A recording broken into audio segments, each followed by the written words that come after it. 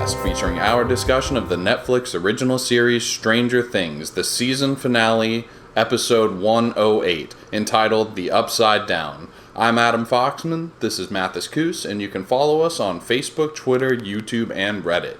We'd love to field any questions, comments, and concerns, and also, please rate us on iTunes. This is the number one way that you can support our show, and we really appreciate it. What's going on, Mothman? And what's going on, buddy? I'm so excited to be doing our second season finale. They're just racking up, you know what I'm saying?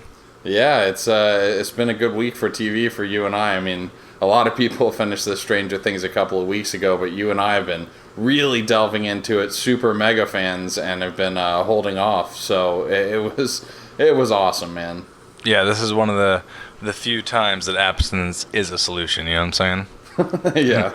All right, so before we get into it, this podcast is proudly brought to you by Audible. So for those of you that haven't used Audible, it is absolutely fantastic. There's over 180,000 titles, and it's essentially a subscription. So you pay every month, and you're able to download and own an Audible book. So if you've ever tried to buy an audiobook, which is like 8 CDs long, they're usually quite expensive. This is a much better solution. So have you used Audible, Adam?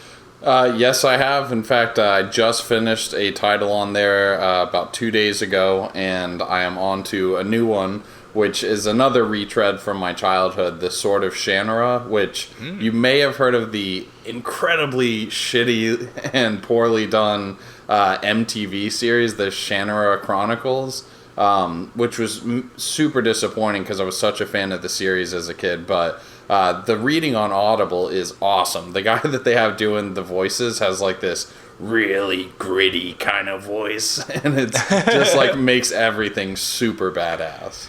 Awesome. Another one I've been listening to, which also is kind of a blast from the past, is because Stranger Things is so reminiscent of Stephen King material, I was thinking about the last Stephen King book I read, which was a collection of short stories he put out called Everything's Eventual, and they have that up on Audible. It's a lot of fun. I'm a big short story fan, especially when it comes to Stephen King, because I don't always have the time to invest in 800,000 page novels that he writes. But Everything's Eventual has quite a few short stories, and I remember numerous ones being engaging. And that movie 1408 that was kind of mediocre with John Cusack and I think Samuel Jackson, that story it's based on is actually in that collection. So oh, that's cool. Yeah, sign up for Audible. It's a great way to support us. It's a free 30-day trial. You can cancel at any time, but I don't think you will because there's so many good titles out there. So at this point, let's get started. You want to kick us off? Yeah, so we start on the night sky right above Hawkins' laboratory, and it zooms inside, and Joyce is in an interrogation room screaming for someone to let her out. She's handcuffed, and Brenner ends up walking in, and he kind of remains in the shadows there for a second before he walks out. I mean, you pretty much know it's him, but he says, "We know you've been in contact with Will. When and how did you make contact?" And then he goes on to a few other things like 6 people have been taken this week. We don't understand it, but its behavior is predictable, which kind of feeds into a little bit of what happened with Nancy and Jonathan reading the book about all the different animals and their behavioral patterns. Sure. And it's interesting because he paints a picture almost as if he's the good guy. He's trying to save kids. Multiple people have gone missing. It'll take more sons, is what he says. Yeah, it'll take more sons. We can help. But what we need you to trust us. At which case she receptive? She's like, no, not at all. She's like, you can go to hell. You faked my son's death. We just had a funeral. You faked the body like it's full of stuffing. No way in hell am I going to believe you. You're just trying to cover up for your stuff. I know who you are and what you've done. Yeah, I loved it. So now we juxtapose that to Sheriff Hopper's experience so far with Papa and his henchmen. Slightly more violent. Yeah, he's being tased. Yeah, so he's kind of resisting the interrogation, but he has actually, it seems like, told them what he knows. That's true. And they're just wanting more information. They're expecting him to... I guess they're expecting him and Joyce to understand how they made contact with this other side, the Upside Down, although he hasn't. It's always been Joyce that's successfully done it, right? Yeah, well, Sheriff Hopper is in there and basically is saying, like, I know you do experiments on little kids, and now you've gone too far. You've messed up. He calls them out on all their little cover-ups that have happened throughout this season. And then he's like, and I gave this all to my friend at the Times, and he's going to blow this whole thing wide open. Which is total bullshit. It's definitely bullshit. When it comes to anything beyond punching people, Sheriff Hopper is not always the most effective. No, he's a serial puncher. Definitely. He's damn good at it, though. Yeah, so the security guy pulls out this little package and it's got needles in it, and he's like, basically tells him like, how easy is it going to be to make you look like a junkie, and picks up the needle like he's going to put it in him. And then Sheriff says, here's what's going to happen. You're going to let me go, you're going to let Joyce go, you're going to give us what we need, we're going to find her son, and then that's what we're going to do, and we're never going to tell anybody anything about this place. Yeah, and the guy kind of has a wry smile, like that's not going to happen. So at this point, they bring in the big guns, and Papa enters, and he kind of starts the good cop routine, gives him a cigarette to calm the mood, right? Classic good cop mood. Yeah, move. And he basically says, "Look, no one's going to find out about this. We're going to leave everyone alone, but you need to do this stuff." So he's trying to plea with Papa that he's not going to expose everything. That as long as he can get Will back, then he's going to close everything up, which didn't make me feel too good. Definitely not, but Papa seems less interested in any of that and far more interested in finding out where 11 is. And so Sheriff's like, okay, you got to give me your word. No one is ever going to find out about this. You'll leave those other 3 boys alone, and I'll tell you where your little science experiment is. And that's what really gets him. So now Joyce is walking into the interrogation room with some agents. They take her I can't even talk tonight. They take her cuffs off and lead her down the hallway with them because now an agreement's made. So now you see... Yeah, he kind of explains the agreement to her as they're walking down the hallway. Yeah, and he explains it in shorthand, and that's, to me, where it synced in that it's like not the most ethical thing. At first you're thinking maybe he's just telling Papa that to move things along, and then he has some grand plan of how he's going to bring the man down, but you're also getting the picture that maybe he's just okay with saving Will, damn whatever other kids are out there, Yeah, or maybe he's not even thinking that far ahead. Maybe it's just like, this is the only combination of words that I can string together right now that's going to get me towards my goal of saving Will, and then, any sort of collateral damage afterwards, like we can try to mitigate that as it comes. I don't know. But so they're led to this place with hazmat suits in it. They put them on, looking super fly, if I might add. Absolutely. And then they walk into the chamber where where the portal is. And as that's happening, Brenner and Jane Lynch are walking out of Hawkins' laboratory to go get Elle. And the blonde lady, she's kind of questioning Brenner leaving them down there to do their thing. And he essentially, paraphrasing here, but basically says, we'll let the monster take care of them. Yeah, he's not worried about it. They are going into the same portal that we saw the yellow biohazard suit guy that looked like a boss very early on in the season go into, and nothing emerged other than the wire and blood and goo. So he's just assuming they're going to fare even worse, right? Oh, yeah. They'd be lucky to come out of there looking like Afterbirth is what Brenner's thinking. Exactly. So at this point, cue intro for the last time. Oh, yeah. And so as we come back out of that, Joyce and Sheriff, they are inside of Hawkins, but they are now in the upside-down version of it. They have passed through the gaping maw, and Joyce is on the verge of a panic attack, and he's saying deep breaths in and out.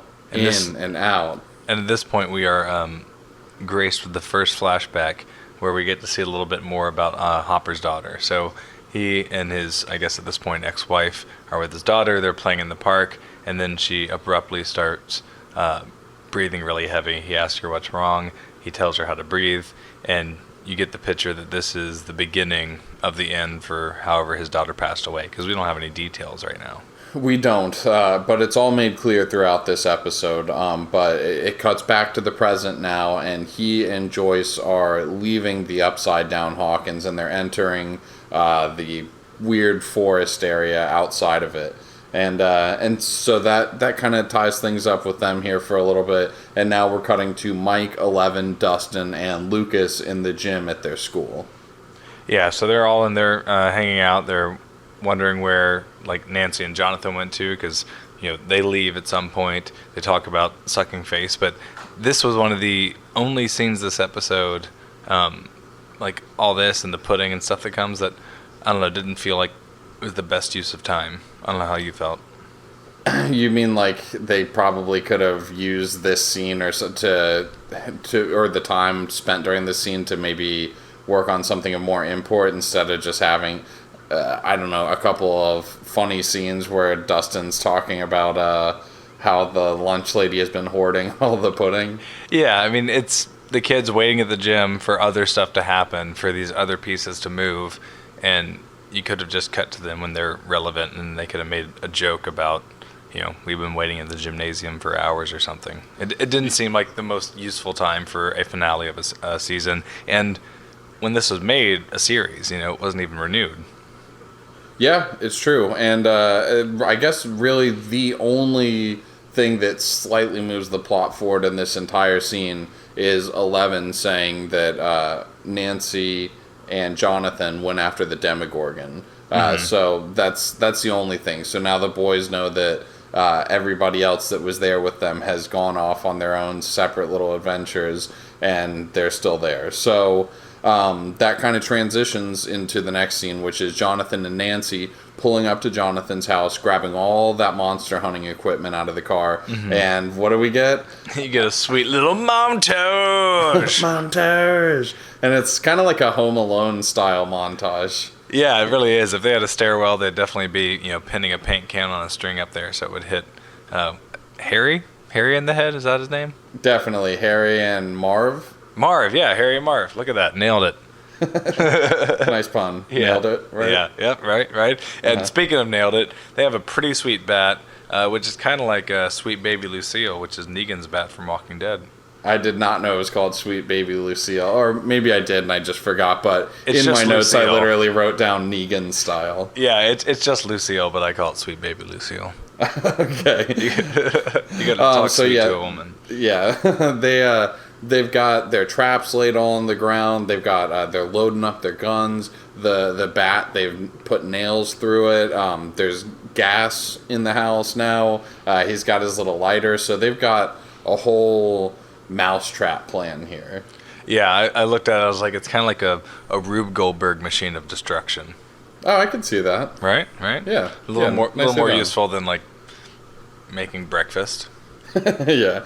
So Jonathan and Nancy go over their plan one last time. Then they both grab out their little knives, and they're going to cut their hands basically in order to draw the Demogorgon in. And he stops real quick and he's like, "You don't have to do this," as they're counting down. And she's like, "Dude, 3!" And then they cut their hands at the same time to draw the Demogorgon in. Yeah, so prior she had referenced the idea that she thought it might be drawn to blood. I let you all know that I think it's a dumb idea, just like her prior idea. And I would agree, this isn't probably the smartest move, right? I mean, we'll just have to wait and see how it goes, but it's certainly an interesting plan for the two of them to take it on by themselves. Absolutely. And then once they cut their hands, it's almost as if blood...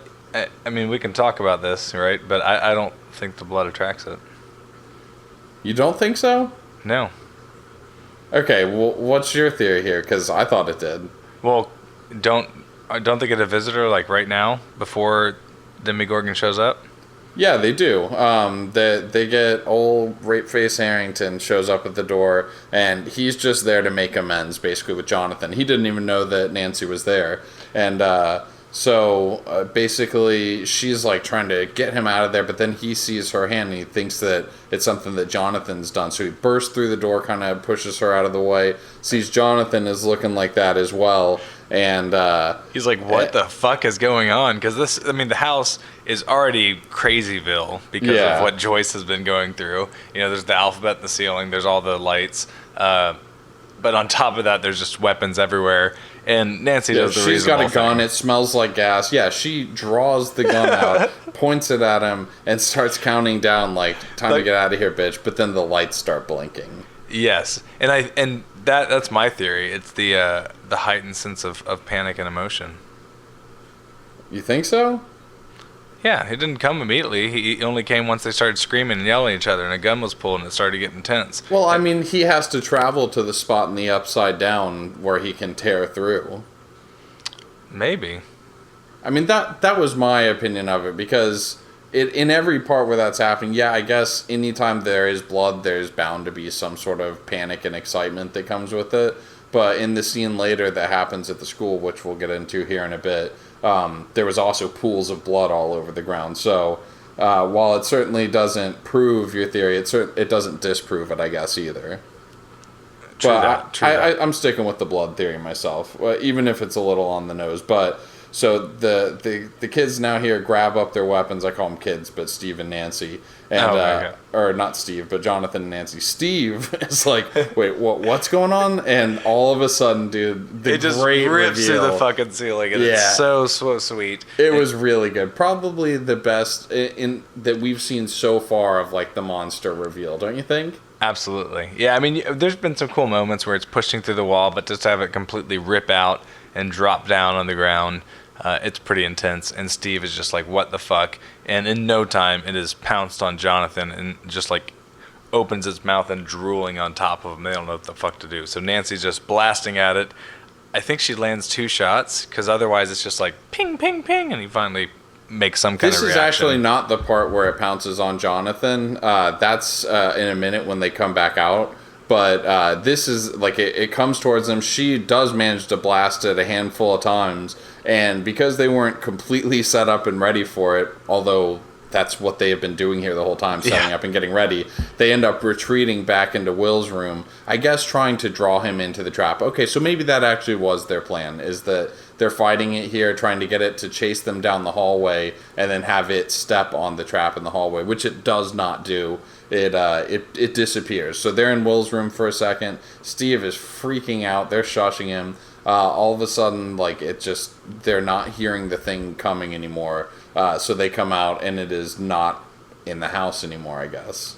Yeah, that's right. It disappears, temporarily into the Upside Down or some other. But is the yo-yo tied to the bear trap? Is that what it is? Because there's a comment made, wait for the yo-yo to move. That's kind of what their plan hinges on. That's exactly what it is. Because if they're in Will's room, the only way they're going to know when it's been trapped, other than the fact that it'll probably scream out in anguish, is that the yo-yo is attached to it. So when the thing snaps shut, the line on the yo-yo will go taut, and the yo-yo will slam into the door, basically letting them know that the trap has been sprung. Yeah, so at this point, Steve is just freaking the fuck out. He's trying to call the authorities or something, but Nancy isn't too keen on that. She wants to be able to deal with it themselves. And she smashes that bitch. So he's like, oh god, all right, I'm gone. And he takes a good 10 minutes to try to open that car up. Oh, yeah, I thought that he was going to get it out there, because she's like, you need to leave right now. He did not protest. He ran out for his car, and he goes, drops his keys, scrambling around frantically, and just as he's about to get into the car, he sees the lights flashing inside again. And so Jonathan and Nancy are back-to-back in the living room. The camera's spinning around them. They're spinning around looking to see what's happening. The lights are flashing like... I mean, I thought that I was going to have a seizure. The lights were flashing so hard. Like, watching it in a dark room, it was like, honestly, it was like tripping me out a little bit. And so they're just like looking everywhere. And then all of a sudden, it rises up behind Jonathan. And this is where it pins him to the ground. Yeah, and there's just drool dripping down onto his face.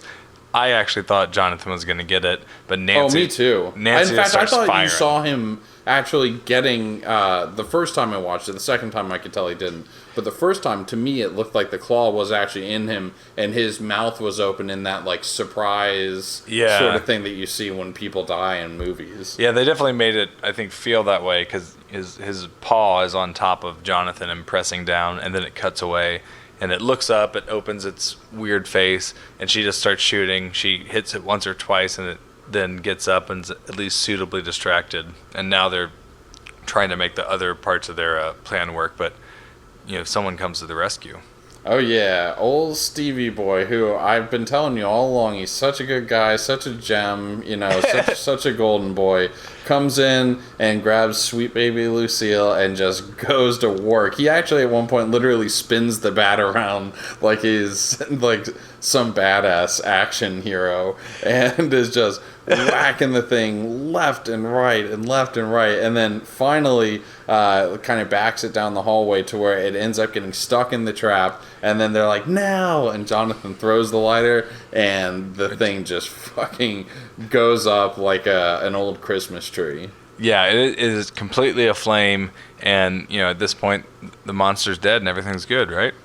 Well, this part right here, I seriously am sitting here because when they grab the extinguisher, I'm thinking, wait, what? Yeah. Wait, what? They're gonna put it out already? And so they do it, and then it's gone because they have literally just saved its life. Why? Why did they do that? I don't know. I can only think that this is one of those like movie magic moments where they let it burn for a while, because in a movie they go to the grocery store and it doesn't show them drive 30 minutes to the grocery store. It's like a 2-second clip and you just assume they got there. Maybe it's trying to instill in the audience that thing burned for 5, 6, 10 minutes, and so then they went put outside, it out. had a cigarette, they things like that. Yeah, pretty much. And they're like, all right, we should put this out before the whole house goes up, right? All right, perfect. And then it gets away. But yeah, they didn't. If that's the intent, they didn't do a good job conveying regardless of whether or not it was a good idea, which it wasn't. It was fucking shit. Yeah, oh God. They did put it out, and all that's left right there is not the decomposing corpse of the monster. Instead, all it is a little bit of melted flesh, which I'm assuming is just microwaved bubble gum, right? Yeah, it looked like poo. Yeah, it did. Yeah, I think that was actually a little more base level special effect, just human feces. Yeah. Yeah, it's the cheapest way to do it. Yeah. But so anyway, it has basically gotten away, unfortunately, and so they're sitting there coughing from all the smoke, and basically that's it. Like we're done with that scene. But I found it incredibly frustrating because it was an amazing scene, so exciting, felt like the culmination of a lot of different things coming together. We're finally seeing this thing get what's coming to it, and they basically just throw it a goddamn lifeline for no reason. Yeah, it's fucking stupid, man. This isn't Who Wants to Be a Millionaire, Yeah, so let's get back to some people who seem to have their heads screwed on a little bit better, although I'm sure no character in the show would say that about Joyce. But we're back with Joyce and the sheriff walking through the upside-down woods. Well, real quick, on the last scene, if anyone has a smartphone, there's a virtual reality experience that they made for Stranger Things. And if you have Google Cardboard, a little cardboard holder for your smartphone, you wear it like goggles, it puts you into the room and you get to see all the lights flashing and eventually get to be attacked and eaten by the monster. And it's very reminiscent of this scene. It's actually pretty freaky. Yeah, I watched the video for it. Do you have the Google Cardboard? Yeah, I ordered one a few months ago because I kept seeing, little interesting ads and promotions and things like that. And it, you put in headphones, you put that on, and then it starts moving. It's actually pretty realistic for being a very, very low key virtual reality setup. That's interesting. Yeah, my friend Devin had told me about that. I'll have to give that a whirl.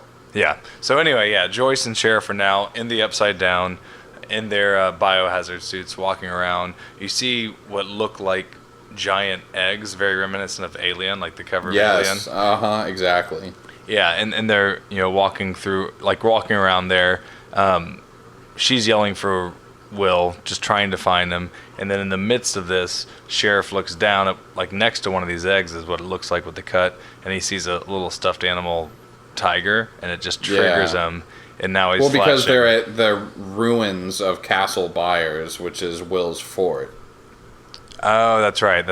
I forget that it's called Castle Byers, but yeah, the fort he had in the woods that he would require a password for his mom to check on him, and so the stuffed animal of I guess presumably Will's triggers Sheriff to think about his daughter in the hospital, and at this point she's a lot worse for the wear compared to last time. She's bald. She obviously has some kind of terminal illness, and her stuffed animal's by her side, and she's there with her family. Yeah, and he's, being strong, sitting there reading to her, but then the next cut is him just collapsed in on himself, sobbing in the stairwell, which, I've got young children, and I've got a daughter, and I gotta say that these scenes, his whole cutback things, were definitely tugging on the old heartstrings. Very emotionally manipulative, as an audience member feeling that way, but it was definitely sad, really extremely sad. Yeah, I thought they did a really good job pulling it off, because I think very first episode is the first time that they mention his daughter being dead. Like, I think someone mentions it in passing or something, I think one of the deputies does when they're when they're walking through. Yeah, because he actually tells Teach that his daughter lives out of town, but then another deputy mentions that she's dead. So from the very first episode, you get enough about him where you realize he obviously hasn't accepted her death, and then there's little tidbits throughout. The most memorable one to me, other than the actual flashbacks, are when he's doing the investigative work and he's in the bar, and he's basically trying to interrogate this dude, but his whole story is about his actual daughter, as if she were still alive, so it's obvious him still kind of living in that fantasy. Yeah, so they snap back to reality here. They're both screaming for Will together, and they continue moving along through the Upside Down until they get to Joyce's house. And as they're there, the lights start lighting up for Nancy, Jonathan, and Steve in the right side up world. Our world. And so they're standing on the same spot, basically, on different sides of this dimension. And so they are seeing the blood trail in the Upside Down, that is Sheriff and Joyce, and it's leading you to believe that the Demogorgon has passed back through to the Upside Down and is wounded. So they're following the blood trail. Jonathan says, "Mom, is that you?" And she kind of hears it in like the form of a whisper, and she says, "Jonathan?" And Sheriff, rushes her on, and not realizing what's happening, or that he hasn't experienced not that it's yet. Important anyway. I mean, them sitting there chatting with you, what would that really accomplish if they were sitting there chatting with each other? Because they already know that the thing's injured, probably. They're seeing the trail of blood, unless they think that that's Will's trail of blood. Yeah, and they juxtapose it with the actual fight scene, so that you're seeing a little more of them walking through as the fight's going on, and then the moment they do the stupid move and extinguish the fire on there and they realize it's gone, that's when they kind of cut to Joyce and Sheriff in that same area with the blood trail. So now they're kind of in pursuit, and you realize they're basically both on the same path, just in the different dimensions. So, yes. They have the Demogorgon's number, let's just say that. Yeah. So let's cut back over to the boys, which is Dustin, Mike, Lucas, and then 11, so the girl. And Mike thinks that they should leave. The other boys disagree, saying basically, like, we've got a good plan in place here. Sheriff's going off to do this. Jonathan and Nancy, I don't know, they're probably fucked at this point anyway, so whatever. Yeah. So Dustin's like, well, let's get on to some important stuff and get that chocolate pudding. I know that bitch lunch lady Phyllis has been hoarding that shit. Yeah, all that Dustin cares about is chocolate pudding when everyone else is just putting their life on the line. Dumb fuck, Yeah, it was the way he delivered the line when he finds the chocolate pudding, and his voice is kind of like cracking a little bit while he's screaming. It really reminded me a little bit of the way that you closed out the last episode. That was my attempt at foreshadowing. Yeah, that was really well done, especially because we were supposed to not have seen the next episode before. I'm gonna write you such a passive aggressive email. Oh man, I can't run one by you, that's for sure. No. So Elle asks Mike what chocolate pudding is, and then they're kind of, it leads into this conversation where he's like, my mom's an awesome cook. She'll be able to make you whatever you want, whatever you like after all this is over. She just wants Eggos, obviously. Yeah. But Mike is basically saying, like, I'll have you move in. My parents will take care of you. Nancy will be like your sister. And she's like, so you'll be like my brother? And he's like, oh, what? Fuck no. No. Jesus Christ. No. Yeah, he's very upset by that. God, this isn't the Ozarks. I love how with his sister, he just recoils at the idea of being into Eleven, but here he recoils at the idea of not being. So he can't keep it together, and this is where he really wants her to go to the snowball dance, which I'm not familiar with, but I assume it's some cheesy, low-key sort of thing. I mean, that's basically what he said. He uses the term cheesy. He says it's a cheesy dance. The one thing I do know is you're not supposed to go with your sister. You're supposed to go with someone you like. And she's like, friend? And he's like, and then he leans in and kisses her. Yeah, that was a pretty sweet moment, right? Yeah, I mean, because she looks surprised at first, like, eyes go wide, but then, like, the hint of a smile kind of happens. He smiles, too, but the moment doesn't happen for very long, and it's not Dustin cock-blocking this time. It is the agents who are pulling up outside, which Mike realizes after he walks out to see what's going on. He assumes it's Jonathan or the sheriff or somebody pulling back up, but then he sees this whole cavalcade of military vehicles pouring into the school parking lot. And shit's about to get real. And I will just make a comment, because the score for this show is so good, but they had some like real light, breathy, sexy synth going on as it swelled, and they made that kiss. It was a very emotional scene. Yeah, it was. Honestly, the music is super unique, and it all has like the same kind of feel to it, but they managed to take that exact sound and turn it from things that are like, soft and sweet to moments that are like dark and foreboding. And it's kind of cool how they keep the same common thread, like the same instrumentation to do that. Yeah, they do a really good job with, these tools that sound very 80s, but it doesn't feel that way. It's very fresh and relevant, and it continues up until the finale to really make it feel emotional, for the scenes that otherwise maybe would fall flat without the effective music. For sure. So he runs back inside. They did not see him, the agents, and he tells the other kids about it. The agents are now swarming through the gyms and through the halls. Dr. Brenner sees the deprivation tank that they've MacGyvered together, and the kids are running through the halls, and all of a sudden they get spotted, and they get cornered. Yeah, it's very reminiscent of them running from all the vans prior. Like, oh man, we're about to get away, and then another van pulls up. Oh no, there's another one, and they just keep getting cornered. They run a different way. Well, they do have an ace in the hole when they get cornered, and they certainly use it again this time. Yeah, so at this point... Poor Jane Lynch, R.I.P. Yeah, so she has a gun pulled. They're cornered. It's like, man, game over. These kids lost, but it looks like Eleven's going to do something equally impressive to flipping an entire van, wouldn't you say? Yeah, all of a sudden, she walks forward, and all the agents just freeze, including the blonde lady that we've seen going back as early as, I think, episode 1, where Benny gets killed. And all of a sudden, their eyes all start bleeding, and their ears are bleeding too. Blood's coming out of her nose. And I don't know exactly what she did, but she essentially, like, destroyed their brains from the inside out. Yeah, that's what I had read, that she just, basically grabbed her their brains with her mind hand and smashed each of them. Yeah, it was awesome. They all just end up dropping at the same time. And at first, I don't know about you, but I didn't know what she was going to do. I knew she froze them, and I was like, all right, maybe she's going to have all the kids run away while they can't move, and then she'll take one for the team. But I wasn't expecting for there to be that mass murder. Yeah, one, her just fucking murder people, which is amazing. But two, just to have that, wet sound.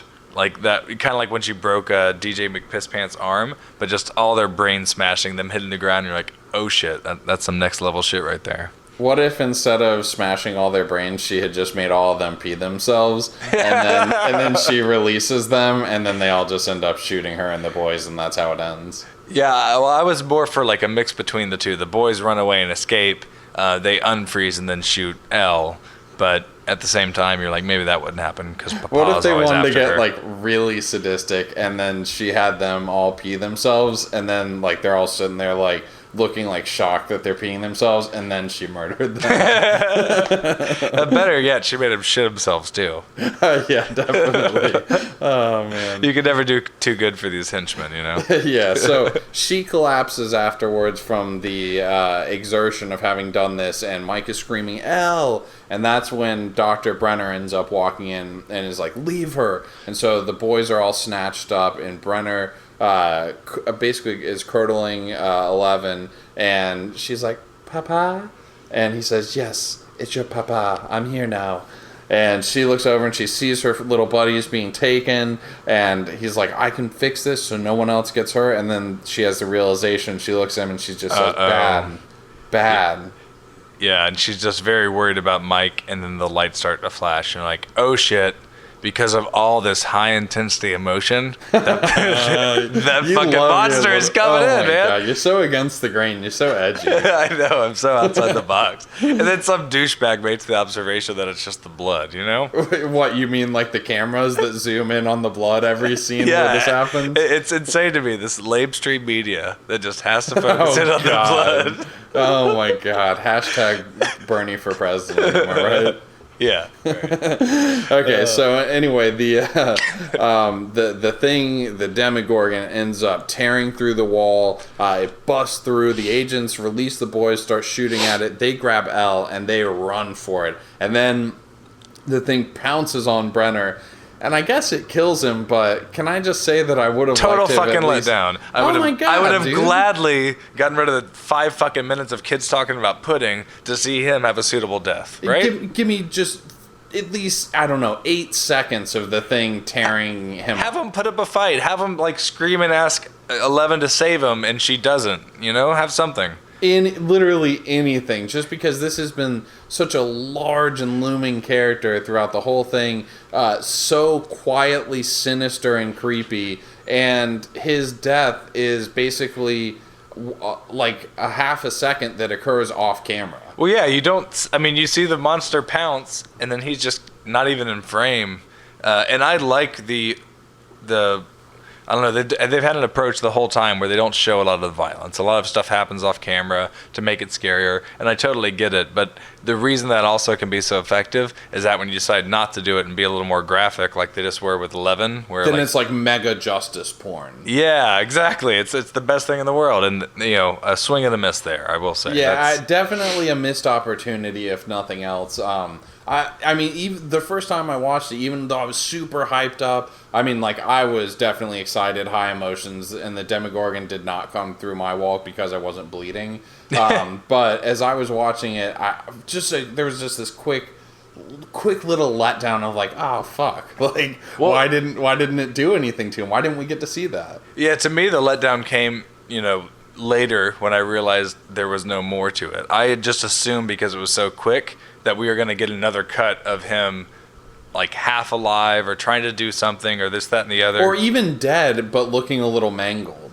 Yeah, so I just assumed there was something more, so I wasn't immediately disappointed when he was pounced on, but then by the time, we get to later where there's like the final confrontation, I'm like, oh, that really was his death? Well, that's sad.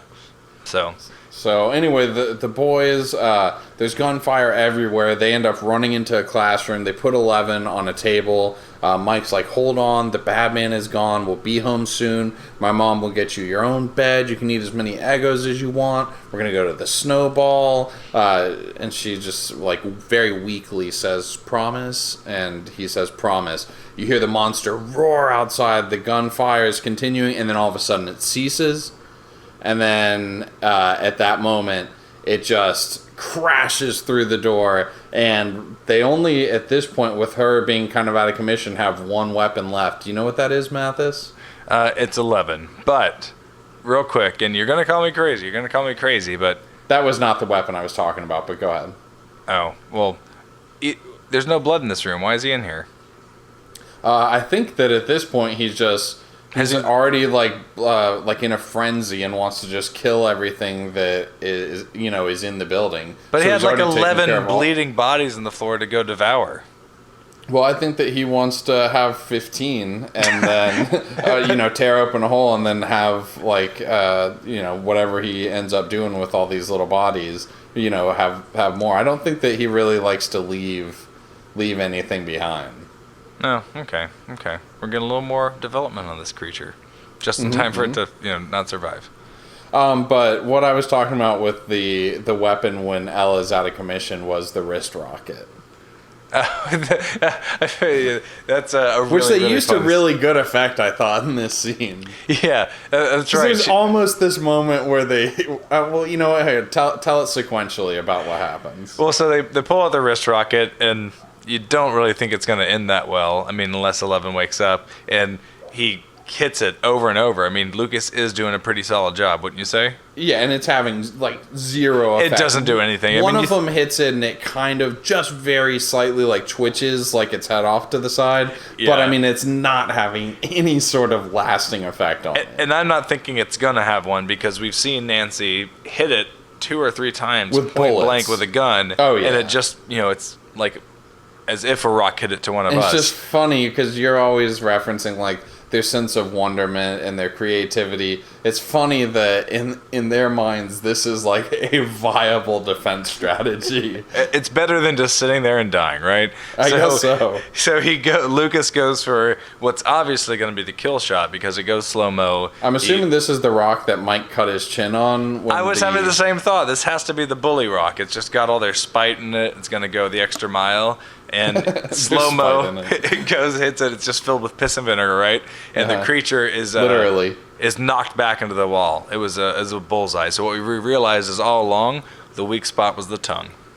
Yeah, exactly. But no, what really happens is, because they're sitting there like, wait, what? That actually did it? Okay. And then 11 kind of like pushes by them a little bit, and I love when she goes into full-on Children of the Corn mode, and she is now walking towards the thing. She's got it pinned back up against the chalkboard. Mike goes to run after her. She uses her powers to like Just send him flying back to the end of the room. Like, this is, her moment to do the thing. So she's now bleeding from the nose. Her eyes look like they're pooling blood around the edges. She looks back at Mike and just says, "Goodbye, Mike." And you know what? Apparently, fuck the other kids, I guess, right? I had the same thought, but I was just like, you know what? He's the only one that's consistently been there for her. Lucas just apologized like a day ago, so yeah. If I was a kid that age, I would still be holding a grudge. I'm just saying, there's, in Family Guy, there's a joke one time about the Wizard of Oz when Dorothy says, "I'm going to miss you most of all," to the Scarecrow, and the the Lion and the Tin Man are like, "Oh, okay, I guess, after all we've been through, just seems kind of weird for you to single him out like that." And that's what I was thinking of, like, it would have been funny if they cut to Dustin and Lucas, like, seriously? Yeah, like, really? not even, like, we're right here. But at that point, they don't really have time to, because they're just relieved they're not all going to die. So maybe that's why we didn't get the appropriate response, true too, yeah. right? So she starts approaching the Demogorgon, which is now back to the chalkboard, and just hand out is applying more and more pressure, and she obviously is in a great deal of pain. Oh yeah, she's literally screaming out in like full on effort of trying to mind fuck this thing. And at this point, you start to see the Demogorgon essentially disintegrate, like it's almost becoming the ash-like material that's in the Upside Down. One little piece at a time, tearing apart. 11 is giving everything she has. Mike is watching on, screaming, tearing up. It's a fairly emotional scene. It definitely tugged on my heartstrings. Oh my god, yeah. It was an amazing scene, and all of the disintegrated parts that are kind of now flying out of the Demogorgon sort of enshroud her, and then all of a sudden they both disappear. And Mike's screaming for 11 with tears in his eyes, and it looks like she's gone. Like, she is either dead or transported someplace that, I mean, you don't see her again, is what I'm trying to say. So, yeah, presumably she's dead. But at least she went out in a badass mode, like Tetsuo on Akira, where she's just using her powers to the fullest extent. You've seen her grow in her prowess throughout the episode, because she keeps, pushing herself, all for friendship, which is something she's never known. So you see that kind of be the motivating power for her. So yeah, it was a beautiful scene. I mean, just really good between the tenderness of her relationship with Mike and apparently not the other boys, and then also the pure violence of the thing that has been ripping people to shreds, albeit off camera, and is now basically being torn asunder in front of them. It was just it was awesome. It was really powerful, and there were multiple points in this episode where I was ugly crying, and this was one really of them right here. Yeah, I did not ugly cry. I definitely teared up though. I'll tell you the ones that really got me though were definitely, like I was saying earlier, were the sheriff and his daughter. Like those scenes were getting me pretty good. Yeah, I definitely teared up in those as well. But you were crying like a baby, you fucking bitch. Man, I had a good line. I was gonna say I only pretty cry. Oh my god! Right? No, it was okay. I'll give you 50. I won't do the swing and a miss. No, it was okay. It wasn't a. How long have you been sitting there waiting to drop that? Since 7:30 tonight. That's great. Which is 2 hours before we start recording, audience. I did not pull mine out because Mathis sent me the world's most passive-aggressive email about how I used it inappropriately last time and I'm not allowed to do it anymore and this and that. Yeah, I definitely slapped his hand. Hey, you know what? That reminds me. We were going to go into my version of the origin story of Mothman this episode. All right. I'm looking forward to hearing it.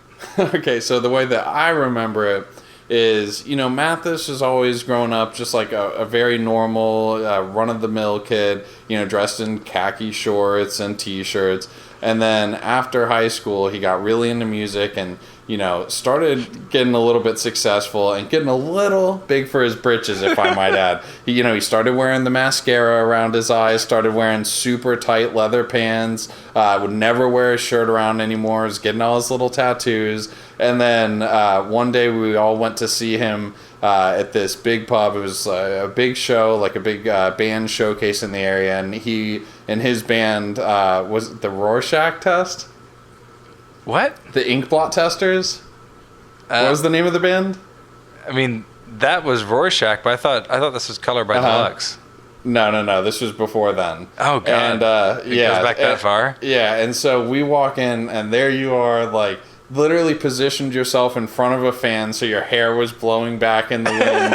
You're trying to, like, kind of move in slow motion, doing, like, the snake-like dance that Axl Rose did in your tight leather pants, no shirt on. And we were, like, trying to get your attention, like, Mathis. And you looked over at us, like, kind of, like, dramatically out of the side, like a side glance sort of thing. And you're like, I'm a rock star now. You can call me Mothman. And that's where it came from. And I will seriously remember that moment till the day I die. Oh, my God. Yeah, that's the origin I'll go with. I like that a little bit better. I will say if it's a Rorschach show, then that may be one of the shows where someone tried to tackle me. It was 100% that show. They couldn't believe what a pompous, arrogant asshole you were. Yeah, well, some people aren't equipped to deal with greatness. Oh my God! Here he goes again, folks. Call him Mothman. Don't call him Mathis. that was chapter 0 of the 1.00 and numbering we're very fond of the Mothman Chronicles. Nice. Okay, let's get back on track here. So, Sheriff and Joyce are walking through the Upside Down through basically like Main Street now. They're following the blood trail, and they see that it ends up going into the library. So, Sheriff and Joyce are slowly walking through the library and they're following the blood trail, and then all of a sudden they end up seeing Will, and he's in this weird like cocoon. There's kind of organic matter everywhere. Yeah, it's not looking great for him. No, it's not. And there's something on his face which almost looks like a weird bug-like respirator, but you're not quite sure what it is. Yeah, I mean, you can't. Yeah, all you can tell is it is most likely alive. Like it's maybe a tentacle of something else. Like you can't really tell what it's attached to. But so Hopper goes up and is pulling this thing out of his mouth, and goddamn, it went a long ways. Like that thing had to have been halfway down to his stomach. Yeah. Your note said halfway down his throat. I was like, well, no, I think it's almost like into his like middle intestine at this point. Yeah, I mean, it's basically about to come out of the other side. Like that thing went on and on. It's like when a clown or a magician is pulling out those multicolored handkerchief things and it just keeps coming and coming. That's what it felt like. Like that thing was really long. Yeah, it's like a wet, slimy version of that, basically. Yeah, much grosser. It's the upside down version of that. Yeah. So he throws that thing on the ground after pulling it out of Will. But once I saw that come out, I wasn't very hopeful, to be honest. But either way, they're going to give it the old college try and go. They resort to CPR for Will. Yeah, so they're doing it at first. It's not working. They're crying. They're still trying it over and over.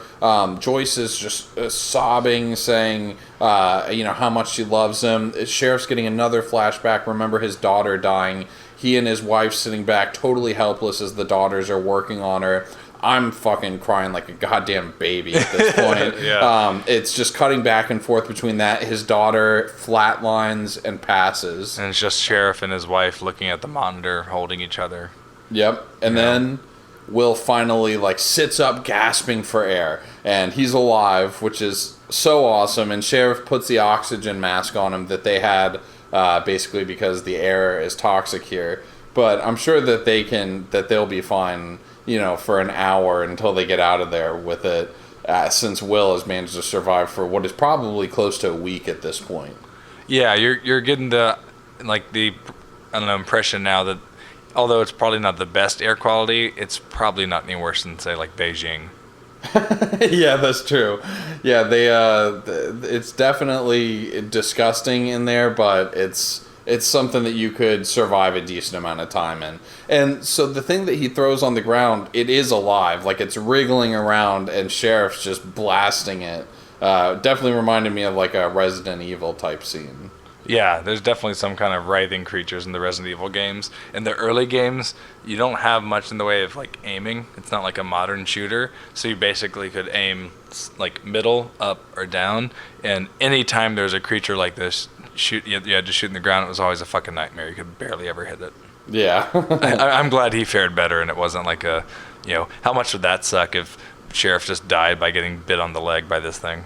It would be very anticlimactic. Right? I mean, not any more anticlimactic than Papa's death. I'm surprised that he actually used his gun and didn't just get down and start punching it. Yeah, I thought he'd at least step on it with his kick-ass man boots. Well, you know how much he loves punching things. What if he picked it up and was holding it in one hand and then punching it with the other hand? Or what if he picked it up one hand, looked at it, and was you're lucky I can't find your chin. And then just decided not to punch it at all. Yeah, that would have been... It would have really taken you out of the drama of the moment. Okay, so... Nature's target, the chin. Yeah, so Joyce is holding Will. She's sobbing. He's alive. And now we're cutting back. Basically, the climax of this episode and the season really has completed now, so we enter into the epilogue. The denouement, motherfucker. I've been coaching you on this the entire season. What's funny is I was oh, I know he's leading to that, and I still don't remember what it is. You son of a bitch. I still don't remember what it is. I can tell you what perpetuity means. I've heard that enough. Yeah, nice. Do you know what it exactly means? Perpetuity. It usually has to do with annulments and things like that, and financial payments for marriages. Wow, I'm really proud of you, buddy. You've been paying attention. Yeah. All right, so Karen pulls up to the school screaming Michael's name. The father's in tow, just sitting back being a goddamn goober. Yeah. And so she ends up seeing Michael, runs up and hugs him. She's crying. He's crying. I did not cry during this scene, so that's good. You finally cleaned it up by this point. Yeah, I guess I was spent on that. But so then it ends up cutting to Will in the hospital bed, who wakes up to seeing Jonathan and Joyce. Yeah, so they're there, and immediately Will is worried about Jonathan's hand. It's kind of a sweet moment where he's like, "What? You've been in this other dimension, passed out, and you're worried about my hand?" And so they finally get to have that reunite moment. And then they also cut to the waiting room where everyone's just waiting, and you're not sure. Oh, and can I also say that Jonathan did make him a new mixtape? Oh, that's right. He did make just a new in case mixtape. He gets taken again, so he'll have more than the Clash to listen to. Yeah, exactly. Maybe he'll have, I don't know, probably the Ramones or something like that. Yeah, something edgy and cool, right? The but yeah. Blitzkrieg Bop. Oh, that would be a lot shittier if next season they had the same type of thing happen. He gets captured again, and he goes there and he's singing Blitzkrieg Bop instead of Should I Stay or Should I Go? That would be a very weird, like, paint by numbers approach to a second season. Yeah, and also just the shittiest song choice. It's a good song, but I don't think it works for this. No, that's what I mean. It would be terrible for this. But okay, so back to the waiting room. But no, it would work really well for this. What's that? It's probably an anachronism, but it's Mbop by Hanson. That's funny. All right, so now they're in the waiting room, and you see everyone in there, and you obviously realize they're waiting for Will, and someone comes in with some good news, and everyone rushes up, especially the boys, to go see the newly awakened Will, who's been out of commission for, I don't know, how long has this whole thing gone down, do you know? I really think that this has taken place over the course of about a week, essentially. And so when they go in there, it's kind of like that moment but way less cheesy, in Lord of the Rings when Frodo wakes up in the bed and all his little buddies end up coming in, and it's like probably the most homosexual scene in any show that's ever occurred. Have you seen that? You mean the most unintentionally homosexual scene?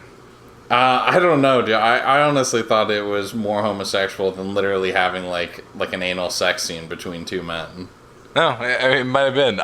Is that the last Lord of the Rings movie that this happens in? The final one that has like 15 different endings. Oh yeah, where it's just one emotional moment, go to black. Another emotional moment, go to black. Another Yes. emotional moment, go to black. Really, really heavy-handed editing. Yeah, I kind of remember that.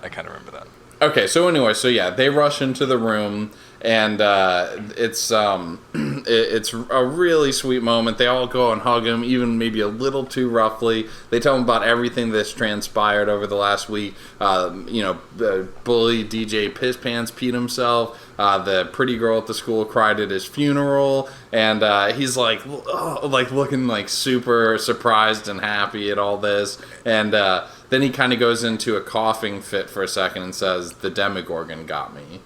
Yeah, and at this point you get to see the kids light up because they're so excited to tell them about 11 and the fact that they had a friend with superpowers. Oh yeah, they're geeking out talking about the van flipping, and she's like, Professor X. No, she's more like Yoda, and just basically acting like children would in this scene, like just super excited. I mean, because all of the stuff that they've gone through, the reason why it ties in so well with their Dungeons and Dragons interests is the same reason why like this moment of them getting to tell him all this stuff would be like this awesome sort of thing, like they're actually living like this role-playing fantasy sort of thing.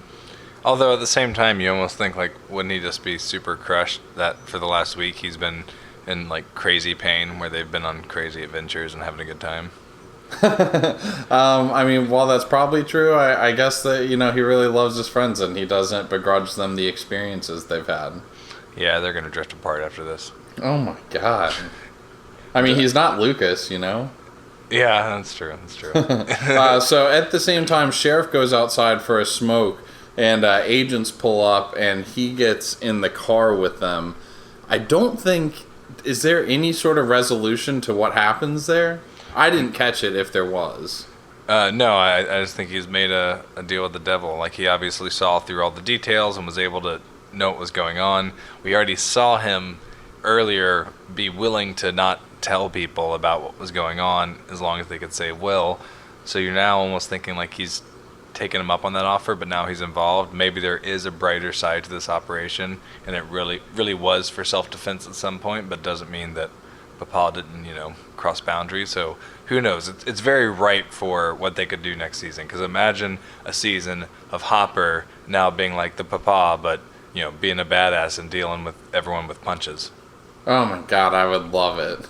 Yeah. I honestly, anything that they would do in a second season, after this one was just wildly successful in all of its attempts at putting together like this really creative storyboard with awesome imagery, awesome, really great sets and music. Like the soundtrack's awesome. I would trust anything that they'd put out season 2, regardless of whether it was like them following the same plot line, same characters, or if it was like 10 years into the future, sort of. Regardless of what they do, like I'm totally along for the ride. I am as well, but I will say I definitely hope they, not necessarily the same characters, but I hope it's not the anthology take, like not like a American Horror Story where it's just completely separate kind of sci-fi 80s feel. I do hope it is the same universe. Maybe if it's more like Fargo where it just happens to be 30 years prior or in the future, that type of thing. Yeah, again, however they do it is totally fine with me. Speaking of skipping around in time, at this point we get 1 month later shows up on the screen, and there's snow blowing outside Mike's house, there's Christmas decorations up, and the boys are back at it again. They're playing Dungeons and Dragons in the basement at Mike's house.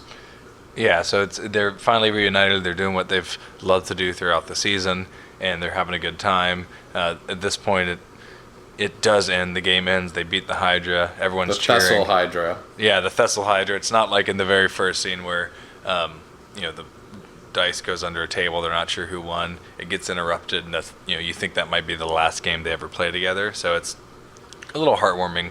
Reunion. Oh yeah, because and Will is the one who ends up defeating the Thessal Hydra. They encourage him, use the fireball. Yeah, he does it. Has an awesome roll. The Hydra dies. The boys cheer, and then Dustin's like, "Wait, is that it? That campaign is way too short." And Mike's like, "It was 10 hours. 10 hours." He's like, "Yeah, whatever." But one of the things I liked is that in that he talks about things that you could almost reference to the movie, because he's like, what does he say? It was, what happened to the Lost Knight? What about the Proud Princess? What about the Weird Flowers? I almost took that as like a meta thing where they're talking about little things they've left open for the next season. Oh, okay. The Lost Knight could be 11. This might be, I guess we'll go into it a little bit here, but we actually do have one more podcast coming out for the Stranger Things Season 1. We'll go into it at the end, but that would be a great place to kind of talk about some of these deeper meaning sort of things. You know it. And then I think they all start farting. Well, yeah. That's what's great about this scene is they're back to being kids again. And so Jonathan comes in, and he's like, "What's that smell?" And they all look at him. He says, "Are you guys playing games or just farting all day?" And then they're literally just sitting there like making fart sounds and things like that. Wow, I can't make fart sounds as good as I could when I was a kid. No, that was pretty bad. Yeah, right, nicely done. That's enough. But yeah, they have to go. Game over. They got through it. But now you have Jonathan who picks up real Will, quick. Mike right? looks back at and kind of lingers real quick on 11's makeshift bed, and he's looking a little melancholy there for a second. Yeah, he's obviously still upset about her passing, which was, I guess, I don't know. Oh yeah, a month ago. That's right. He told us that. So then Jonathan shows up. He's here to pick up Will. They're on their way out, and Nancy comes down the stairs to see Jonathan. Yeah, and she's got a little Christmas present for him. He says, "I didn't get you anything. I feel bad." She's like, "It's not really a present. You'll see." She gives him a kiss on the cheek. You're thinking, whoa, maybe there's still a chance for them to get together. He says, "Merry Christmas." They leave, and Will in the car asks if he can open it. And he lo and does. Behold, it's a new camera. Woo. Oh, Jesus Christ. Okay. Wrong Weird. show. That's Preacher. yeah, wrong show. Because that would have been really awkward, right? If it was something sexual, and then super inappropriate for him. Then Will opens it up. It's like, what is, what's a condom or whatever? Yeah. Yeah. Anyway. But anyway, so it cuts back in the house, and the dad's snoring on the couch with his popcorn bowl in his lap, and Nancy's cuddling with old Steve Harrington, who is in the world's ugliest Christmas sweater, and they're on the couch together. So apparently, I don't know. What did you think about this? Were you hoping that she'd be with Jonathan, or was this what you were hoping for? I was definitely hoping she would be with Jonathan. Because, I mean, Steve finally turned a corner at the end, but, I don't know. I still wasn't too sold on him. He takes a few body shots at a monster, and he's a fucking hero now. Yeah, but I mean, Jonathan was taking pictures of her topless through a window, so while hiding in the woods. So but it's not like he is. But he didn't get any nudity. I mean, only back shots. Only because she was facing away from him. If he was facing towards the window, you know that he'd have been doing more than taking pictures in the woods. Yeah, probably. I mean, he did have that very poetic explanation. He likes taking pictures of people because he gets the real them. When you interact with people, they hide their true feelings. And like she said, that's just total bullshit, you fucking perv. I'm not calling you a perv, I'm calling him a perv. No, I know. You would never. I don't want to receive that email later. So, yeah, I mean, I guess they're both flawed characters. Yeah, But- truly. I mean, honestly, however this ended up, it didn't affect me too much. I thought that it was of note. Like, you know that in the writer's room they had to have been discussing which was the better way to go here, and they landed on Steve, and that's fine. They probably flipped a coin. Yeah, that's probably how those things get done. Well, so for then- this one, it's minor. Yeah. Anyway. So you get your last shot of Sheriff here. He's at a Christmas party. He's zipping up his coat, grabs a little food for the road. Flo takes the cigarette out of his mouth and says, "Merry Christmas, Hop." That's not what it sounds like at all. Perfect. But so he drives to this random spot in the woods and walks a ways into the And woods. this is so good because he gets out of the car, he's into the woods. You're like, what is that? It's a bread box, but slightly bigger. And he puts some stuff into it, a little Tupperware container, and then, wait for it, Eggos. Lego my Eggos, dog. Right? So, very exciting to know that 11 is, like, this is the reason that I don't know, want them to stay in this universe, because they're leaving all these little threads to pull on and keep playing around with. So, anyway. Yeah, I mean, you could have any opinion of this. It could be that it's just like a memorial box sort of thing. You know what I mean? Like sort of like a headstone, sort of. You know what I What? mean? Like I'm just saying, like this doesn't necessarily mean that she's alive roaming through the woods. Like it could just mean like this is like, a place where people go, like when people get in accidents on the highway and they put up like flowers. But they on the don't. They side. don't bring Tupperware containers and Eggos for them. I mean, if they were really into Eggos, they could. No one would do that. Like I'm not gonna, bring a dead person I'm mourning's favorite food to their grave. I would just bring flowers. I'm just saying, like, they don't know too many things about 11, but they know that she loves Eggos. But then again, I'm still like, what's the other Tupperware? Yeah, I'm gonna that's a good say point. it's definitely not a headstone. All right, so you think that she just is in the woods and he is bringing her food in the middle of like the snowy winter? She's just chilling in the woods. No, I think he's trying to lure her back from the upside down. Oh, okay. So do you think that? And you know what? We're gonna have to talk more about the upside down in this upcoming podcast too, because I'm curious to see what you think about some of the things with it. But anyway, let's move on from that and. You're at Jonathan and Jonathan, Joyce, and Will's house. They got their little dog there with them. Jonathan's taking pictures of of Will and of Joyce with his brand new camera. She's setting the table. Everybody's all happy. Will's shaking the box, the present box, to see what he thinks in it. He thinks it's an Atari. Yeah, he's like, I felt another friend's, and it's the exact same Dustin's. weight. Yeah. Dustin's. So Will's like, all right, I got to go wash my hands, and he goes into the bathroom, and this was Very awesome. abruptly, because like, I don't know, she thinks he's gonna go snoop and try to get into presents, because it is very like, oh, I forgot to wash my hands before dinner. He seems like it's kind of urgent.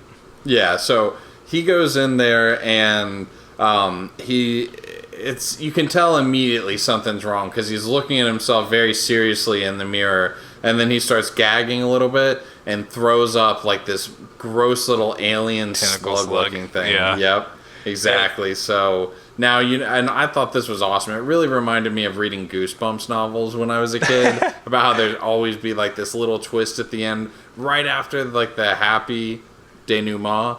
There'd be this one moment right at the end where like where something is just flipped on its head and you realize you do not have this picture perfect ending after all. And this is very much something that was predominant in 80s horror. Like, one of my favorite ones of all time, and I'm sure it scared the shit out of people in the theater, but today's standards, and it's still a great movie, but it's very funny, is Nightmare on Elm Street. So the very end of Nightmare on Elm Street, after everything's said and done, they burned him alive, Freddy Krueger's dead, the main character, who I don't remember her name, she walks out the front door, her friends pull up in the car, and then the front door has a little, like, glass window in it, and in that glass, out of that glass window, his hand shatters through, grabs her, and somehow pulls a very fake-looking body through a tiny square hole. And it's like so cheesy looking, but you know, all those movies from the 80s, like the horror movies, like Friday the 13th, all those would have the like, it's not over, there's maybe a sequel. So it's kind of a nice throw to that. And it's not necessarily that this monster's still alive, it's just that, you know, there's still maybe other creatures on the other side, you know? Or that he maybe is like becoming one. Well, part human, you really don't know. And real quick, the room flashes into looking like it's the bathroom, but in the upside down version with the ash floating in the air, all the vine looking things growing along the walls. Yeah, and you hear just like kind of monster sounds real vaguely. That guttural noise. So you're like, oh shit. So there's so many little things that make me so excited for more episodes. Oh yeah, because then he just walks out. He's eating dinner with the family, immediately acting normal, talking about Dungeons and Dragons, and that's it. The intro music plays as the camera fades out, and we wrap on what was, I mean, truly like a fantastic and unique journey. Yeah, I loved it so much. We both posted quite a few articles and things this week on Twitter and Facebook. Definitely check them out. But we've talked about it before, but it just seems so fun and unique and fresh while totally aping, 20 different movies, but it just it doesn't feel like you're watching E.T. It doesn't, because it does so many different things. And it's just fun callbacks to all of them, like really cool little homages without feeling that they're actually stealing from it. They're just kind of repurposing your favorite moments from all these different shows and then putting their own original spin on it. And it was fantastic. So to let all the listeners know, later this week we're going to be posting up an episode that is essentially going to be like a season 1 breakdown. We're going to go into our favorite scenes, our favorite characters. We're going to talk about fan theories that we've read online, any news regarding the show itself. We're just kind of going to delve into and put together a podcast just to go over the entire season. It's not going to be a recap per se. We're not going to go, in this episode that happened. We're just going to it's going to be piecemeal and be a little bit more broad strokes. Yeah, we're just going to be able to talk about some of the interesting things we've seen, whether about the making of or, all the different scenes and interesting things, and kind of have a little award show type stuff. And I don't know, just a good way to summarize the entire season, because there's a lot going on there, and there's, I think, plenty to discuss about what could happen, in the future with the season 2. So I'm super excited to do it. Yeah, so am I. So as always, thank you very much for listening. You can follow us at Boob Tube Buddies on Facebook, Twitter, YouTube, Reddit. And we just love to hear from you guys, whether it's any feedback for the upcoming show, any questions you have for us, or any theories, or even if it's just other shows coming up that you'd love to see us cover. So that's it. Please rate us on iTunes. It really helps out. Yes, and please, if you've never tried Audible, definitely give it a shot. audibletrial.com/boobtubebuddies. That is the best way to support us and kind of help us keep creating more content. And outside of that, please continue to turn friends onto this show. So if it's something you're listening to and enjoying, tell them about it, and also just keep checking in, because we're going to have a lot of cool content coming out over the next few months as well. A lot of other shows we'll be talking about and reviewing. So we'll see you next time, little buddies.